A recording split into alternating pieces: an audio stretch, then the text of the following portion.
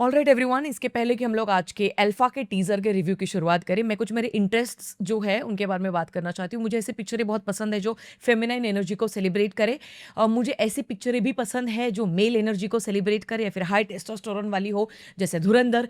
पूरे भारत ने मतलब लिटरली धुरंधर को सेलिब्रेट किया है एक फेस्टिवल की तरह। और 3 महीनों में, मात्र 3 महीनों में धुरंधर ने अभी तक के चलते आ रहे पाकिस्तान प्रेम जो वाईआरएफ का स्पाई यूनिवर्स है, पाकिस्तान यूनिवर्स है, तो इस स्पाई यूनिवर्स के पाकिस्तान प्रेम को लिटरली ध्वस्त कर दिया। और इसी के चलते मुझे धुरंधर से भी उतना ही लगाव है, उतना ही सम्मान है धुरंधर के लिए। But on the other hand, जब हम लोग आजकल ऐसी पिक्चरें बनते हुए देख रहे हैं जहाँ पर लिटरली फीमेल एक्टर्स को सिर्फ और सिर्फ बॉडी शो करने के लिए यूज़ किया जा रहा है, एंड माफ़ कीजिएगा मेरे शब्दों के लिए, बट लिटरली सिर्फ मेल गेज के लिए इस्तेमाल किया जा रहा है।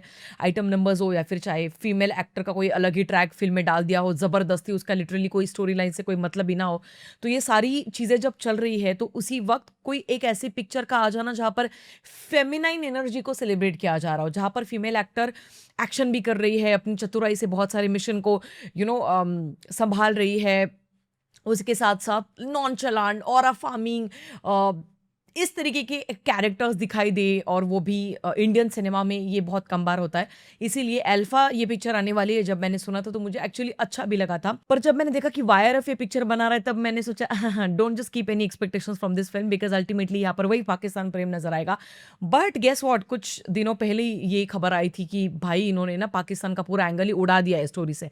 इसका मतलब ये एंगल था पिक्चर में, है ना। बट अब क्योंकि धुरंधर है और लोगों को पता चल चुका है कि असली सिनेमा क्या होता है, इसी की वजह से बहुत सारे चेंजेस करने के बाद प्रीपॉन करते हुए अल्फा ये 3 जुलाई को रिलीज होने वाली है थिएटर्स में। तो आज के इस टीजर रिव्यू में बात करते हैं इस अल्फा के टीजर के बारे में। अब क्योंकि वाईआरएफ की पिक्चर है तो हर हर एक चीज आपको बहुत ज्यादा पॉलिश नजर आ रही है। मतलब टीजर में अगर हम लोग ध्यान दे तो जैसे अगर ट्रेनिंग सेंटर है, जैसे कोई एक्शन सीक्वेंस भी चल रहा है, तो वो नजर आ रहा है कि वो बहुत ही नया नया बना हुआ है, बहुत ही वेल पॉलिश्ड है, बहुत ही क्लीन है। ऑफकोर्स जिन लोगों को क्लिनलीनेस बहुत ज्यादा पसंद है, लाइक मी, इनको बहुत अच्छा भी लग रहा है, देखने में सुकून भी मिल रहा है। बट उस सुकून का मैं क्या करूं, वो रिलेटेबिलिटी नहीं है ना। फिर वो पता चल रहा है कि अभी अभी फ्रेशली पेंट, फ्रेशली क्लीन वगैरह करके सेट को रेडी कर दिया और फिर चलो फटाक से एक्शन सीक्वेंस कर लेते हैं। वो रॉनेस जो है वो होना बहुत जरूरी है। हालांकि पूरे टीजर में सबसे पहले जो अच्छी चीजें हैं उसके बारे में बात करते हैं। अब सबसे पहला ही जो शॉट है, इसमें हम सबको नजर आता है कि बॉबी देओल बैठे हुए हैं आलिया भट्ट के साथ, और पिता और पुत्री का ये एक वार्तालाप चल रहा है, जहां पर बॉबी देओल जो है वो एक बॉक्स को ऐसे खिसकाता है। मुझे एक्चुअली वो एंगल बहुत ज़्यादा पसंद है, बिकॉज वो जूम आउट हो रहा है कैमरा वहाँ पर, और वहाँ पर हमको पता चलता है कि अब कुछ तो इंटेंस होने वाला है पिक्चर में इसके बाद। और जब वो देख रही है कि अपने 18वें बर्थडे पर उसको कुछ पापा की तरफ से गिफ्ट मिल रहा है, कुछ डिनर ऑर्गेनाइज किया गया है, दोनों डिनर पर बाहर आ चुके हैं, तो वो कुछ एक्सपेक्टेशंस रख रही है अपने पापा से। बट पापा जो है उनको मिशन पे भेज रहे 18वें बर्थडे के ही दिन। यहाँ पर मुझे ओवरऑल पूरा प्लॉट एस्टैब्लिश उन्होंने कर दिया है। ऐसे मुझे लगा कि कहीं ना कहीं पे इस पूरे पिक्चर में एक ऐसी स्टोरी हो सकती है जहां पर आलिया भट्ट और शर्वरी जो है, ये दोनों बेटियां हैं बॉबी देओल की, और बॉबी देओल जो है वो बचपन से उनको ट्रेन करते आ रहा है। फिर ट्रेनिंग बहुत ही हार्ड कोर ट्रेनिंग चल रही है। हमने वो टीजर में भी उसके शॉट्स देखे, जितने भी ट्रेनिंग के सीक्वेंसेस है मुझे वो एक्चुअली बहुत ज़्यादा पसंद आए। वो बहुत ज़्यादा क्लीशे जोन में नहीं जा रहे हैं, वो एक अच्छी बात रही। इसी के चलते कुछ अब मिशन के लिए ना हर बार सोल्जर्स या फिर आर्मी की रिक्रूटमेंट हो रही है, ऐसा ज़रूरी नहीं। तो कुछ ऐसे मिशंस है जिनके लिए भारत की अगली जो पीढ़ी है उसको तैयार करने का जिम्मा उठाया गया है, और वो जिम्मा बॉबी देओल उठाते हैं, अपनी दोनों बेटियों को ट्रेन कर रहे हैं। वो ट्रेन ही इसलिए करते ताकि वो एक दिन आ जाए वहाँ जहाँ पर ये अपनी बेटी को मिशन के लिए भेज दे। एंड इन्होंने दिन चुना है आलिया भट्ट के बर्थडे का। बट यहाँ पर आलिया भट्ट जो है वो नाखुश है अपने पापा से, और उनको चाहिए प्यार अपने पापा से, जो कि नहीं मिल रहा है। बिकॉज बट ऑब्वियस, जो पिता अपनी पुत्री को इस तरीके के सिचुएशंस में डाल रहा है वो बहुत ही ज़्यादा रूथलेस इस पिक्चर में दिखाया जाएगा, और वो कितना गलत है, फिर वो कितना बड़ा विलन है, ये दिखाया जाएगा। कहीं ना कहीं पे वही डैडी इश्यूज वाला एक एंगल यहाँ पर उन्होंने सेट कर दिया है आराम से शुरुआती के दौर में। अब बाद में जाके वही दिखाया जाएगा कि वो फिर कितनी चीखेगी, चिल्लाएगी अपने पापा के ऊपर कि मुझे नॉर्मल बचपन चाहिए था बट आपने नहीं मुझे नॉर्मल बचपन दिया। वही वापस रोना धोना, वो सारी चीज़ें होने वाली है। ये पहले ही सीन में उन्होंने कन्फर्म कर दिया। अब हो सकता है जो भी मैं स्पेकुलेशंस यहाँ पर बताने की कोशिश कर रही हूँ या फिर रखने की कोशिश कर रही हूँ, सब कुछ गलत हो। टीजर से मुझे जो समझ में आ रहा है और जो मैं समझने की कोशिश कर रही हूँ वो मैं अब सबके सामने रख रही हूँ। अब देखो, धुरंधर ये पिक्चर आई उसके बाद हम लोगों का नज़रिया चेंज हो गया और धुरंधर के बाद अगर आप एक स्पाई यूनिवर्स पर पिक्चर बना रहे हो तो आपका कंपैरिजन अल्टीमेटली धुरंधर के साथ होना तय है क्योंकि वो पिक्चर कुछ बहुत पुरानी भी नहीं है 10-15 साल पहले आई हुई कोई पिक्चर भी नहीं है वो अभी अभी आई हुई पिक्चर है हाल ही में जिसने इतना बड़ा रिकॉर्ड सेट कर दिया और इतनी सारी चीज़ों में हर एक डिपार्टमेंट में वो इतनी ज़्यादा बढ़िया फिल्म थी। तो अगर हम लोग धुरंधर के साथ कंपैरिजन करें तो अल्फा कहीं पर स्टैंड आउट भी नहीं करती मतलब धुरंधर के सामने वो खड़ी तक नहीं रह पाएगी। उसको लिटरली व्हील चेयर पे ही बैठाना पड़ेगा। बट अगर हम लोग धुरंधर के साथ उसका कंपैरिजन ना करें अगर धुरंधर को पूरा साइडलाइन कर दे और इस चश्मे से अगर देखें कि अभी तक की बॉलीवुड की जितनी भी पिक्चरें आई है स्पेशली वाईआरएफ से उन सभी टट्टी फिल्मों से एटलीस्ट ये अल्फा की पिक्चर बेटर लग रही है। यू सी बस नजरियों का फर्क है। अगर हम लोग जो चश्मा उतारे जो चश्मा पहने उसके आधार पर इसका एक्चुअली पूरा ब्रेकडाउन किया जा सकता है टीजर का।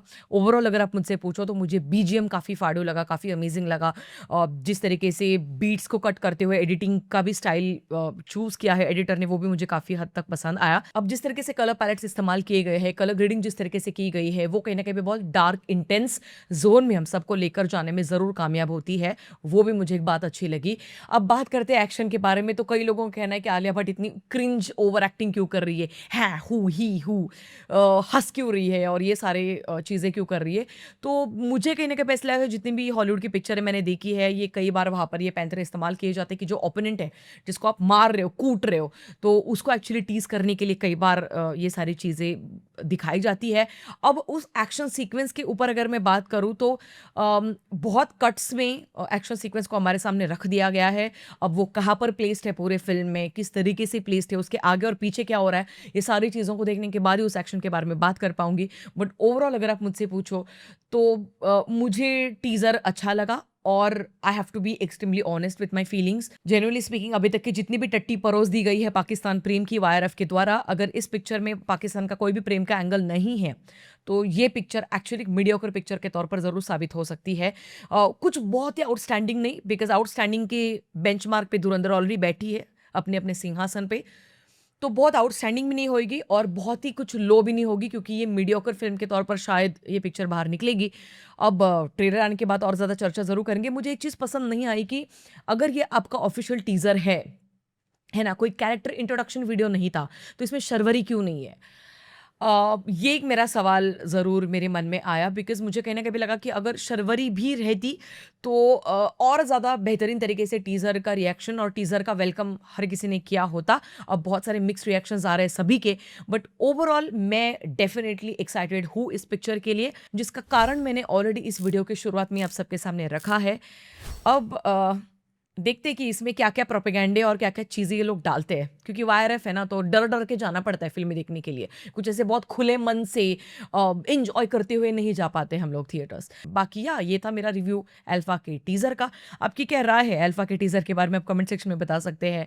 अच्छा एक और बात मुझे इस टीज़र के बारे में बोलनी ज़रूरी लग रही है कि बॉबी देओल के डायलॉग और एक्सेंट का क्या झोल है मतलब वो नहीं गले के नीचे उतारा। वो जानबूझ के इतना बेस इतना सीरियस टोन में क्यों बात कर रहे हैं। थोड़ा-सा नॉर्मली हिंदी में भी बात कर सकते थे। वो बहुत ही ऑकवर्ड लग रहा है मुझे वो एक्सेंट और वो बहुत ज़्यादा अ, अजीब-सी आवाज़ निकाल के शायद वो बात करने की कोशिश करे, मुझे नहीं पता बट टीज़र में तो मुझे अच्छा नहीं लगा।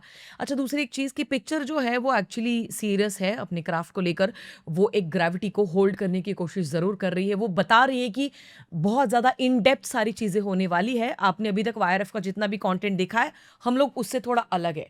अब वो अलग कैसे है वो ट्रेलर आने के बाद ज़रूर पता चलेगा। बाकी ये था मेरा रिव्यू ओवरऑल इस टीज़र के बारे में। आपकी क्या राय है आप मुझे कमेंट सेक्शन में ज़रूर बता सकते हैं। मिलेंगे अगले वीडियो में तब तक के लिए ख्याल रखिएगा। Peace out.